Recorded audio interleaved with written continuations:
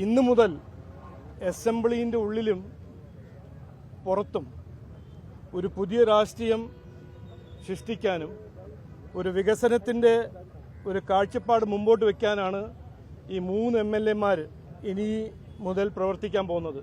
കേരള നിയമസഭ ഭരിക്കുക എന്ന വലിയ ഉത്തരവാദിത്വവും വലിയ ലക്ഷ്യവുമാണ് പാർട്ടിക്ക് മുന്നിലുള്ളത്.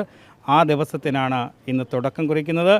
കോൺഗ്രസും CPM-ഉം തമ്മിലുള്ള ഈ രഹസ്യധാരണകൾ, ആ രഹസ്യധാരണകൾ തുറന്നു കാണിക്കാൻ ഭാരതീയ ജനതാ പാർട്ടി, അതിൻ്റെ ഭാരതീയ ജനതാ പാർട്ടിയുടെ 3 അംഗങ്ങളും ശക്തമായിട്ട് നിലകൊള്ളും.